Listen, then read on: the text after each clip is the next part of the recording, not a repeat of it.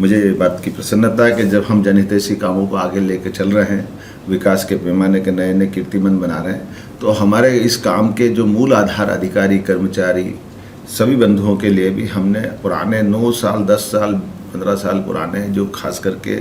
भत्तों की राशि बढ़ाने का जो बड़ा निर्णय था, मुझे इस बात की प्रसन्नता है कि हमने इस दशा में भी इसी बजट में इस बात की गुंजाइश दी है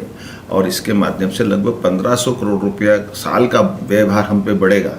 लेकिन कुशल वित्तीय प्रबंधन के बलबूते पर हम अपने अधिकारी कर्मचारियों का भी बराबरी से ध्यान रखेंगे और खास करके सरकार, अधिकारी, कर्मचारी, जनता सबकी मनोभावना के साथ एकता के साथ एकजुट होकर चले, इस भावना से हम बढ़ रहे हैं। जो हमने बजट भाषण में कहा था, बजट में प्रस्तुतिकरण में कहा था कि हमने 1 रुपया भी टैक्स नहीं लगाया, लेकिन 16% से ऊपर हमारा बजट हमने नया बड़ा बनाया है और ये व्यवस्थाओं के बलबूते पर अधिकारी कर्मचारियों और आप सबकी भावना के हिसाब से सरकार सब दिशा में समान रूप से अपने सारे टारगेट पूरे कर रही है। मेरी अपनी ओर से प्रदेशवासियों को बधाई। यशस्वी प्रधानमंत्री के नेतृत्व में जो उनने हमारे सबके लिए कहा है कि डबल इंजन की सरकार चलेगी, तो ये डबल इंजन की सरकार इसी प्रकार की व्यवस्थाओं के बलबूते पर सुशासन में, केंद्र सरकार के मार्गदर्शन में,